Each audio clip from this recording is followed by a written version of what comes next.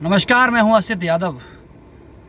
इटावा में जो कल शर्मनाक घटना घटी है, आज उस घटना के बारे में लगभग पूरा देश जान चुका है। साथियों, में बहुत महत्वपूर्ण कुछ बिंदुओं पर आपका प्रकाश डालना चाहूँगा। आप इस वीडियो के अंत तक बने रहिएगा। सरस कथावाचक मुकुटमणि यादव, जो कि बकेवर थाना क्षेत्र के दादरपुर गांव में कथा करने के लिए पहुंचे हुए थे, और मुकुटमणि यादव का कहना यह है कि कुछ लोग पहले आते हैं और हमारी कथा को बुक करते हैं। कथा बुक करने वाले लोग भी ब्राह्मण ही थे जिन्होंने मुकुटमणि यादव की कथा बुक कराई। सबसे जिम्मेदार वाली बात यह है कि मुकुटमणि यादव जहां रह रहे हैं, वो जहां कथा स्थल है वहां से मात्र 15 से 20 किलोमीटर दूरी अछल्दा के आसपास का कोई कस्बा है, वहां जहां ये निवास कर रहे थे। तो आप लोग ये बताइए, क्या ऐसा संभव है कि 15-20 किलोमीटर के अंतर्गत कथा हो रही हो और लोगों को उसकी जाति के बारे में पता ना हो? सवाल नंबर 2, मान लीजिए कि कथावाचक ने अपनी जाति छुपाई और वो कथा करने गांव में आ गया। उसके बाद भी अगर किसी के कहने से, किसी के जानने से ये पता लगता है कि मुकुटमणि जो सरस कथावाचक हैं वो यादव है, ब्राह्मण नहीं है। दूसरी बात यह है कि आप उसके साथ जानवरों जैसा सलूक करोगे, उसे मारोगे, उसे 4 घंटे बंधक बनाकर रखोगे, उससे नाक रगड़वाओगे, यहां तक कि एक महिला के जबरदस्ती पैर छुआए गए, उससे नाक रगड़ी गई। और यहीं तक नहीं, उसके बाद जो कृत्य होता है वो शर्मसार कर देने वाला कृत्य है। उस महिला के पेशाब को उस पर छिड़का गया। कहने में शर्म आती है। जो लोग हिंदू राष्ट्र बनाने की बात कर रहे हैं, क्या इस तरीके से हिंदू राष्ट्र बनेगा?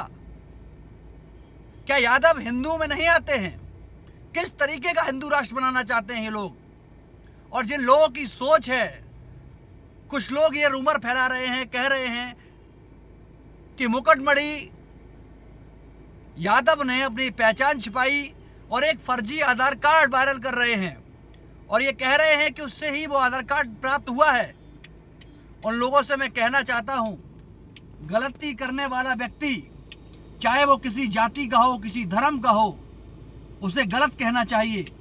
अगर आज ब्राह्मण समाज के लोगों ने यादव जानकर इतना घिनौना कृत्य किया उसके साथ, और ऐसे में कुछ ब्राह्मण पत्रकार हैं, कुछ ब्राह्मण लोग हैं, नेता हैं, जो उसे बचाने में लगे हुए हैं, उन लोगों को बचाने में लगे हुए हैं जिन्होंने इस घटना को अंजाम दिया।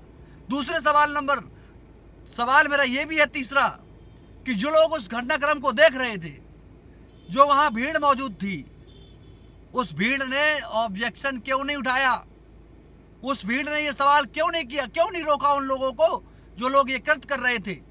कहीं ना कहीं वो सब लोग जिम्मेदार हैं। और इटावा के एसएसपी से समाजवादी पार्टी के नेता मिले हैं। समाजवादी पार्टी के पूर्व मुख्यमंत्री अखिलेश यादव ने इसे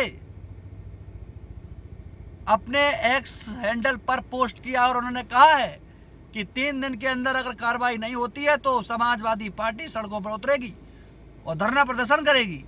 अब आप बताइए कि जो लोग जाति देख में शुभंकर मिश्रा की तारीफ करना चाहूंगा, वो पत्रकार हैं, उन्होंने खुलकर कहा है कि ऐसे लोगों को माफ नहीं करना चाहिए, ऐसे लोगों को जेल जाना चाहिए, ऐसे लोगों की जगह सिर्फ सलाखों के पीछे। लेकिन इटावा के ही कुछ पत्रकार हैं जो लगातार ऐसे जो घिनौनी हरकत करने वाले लोगों के पक्ष में हैं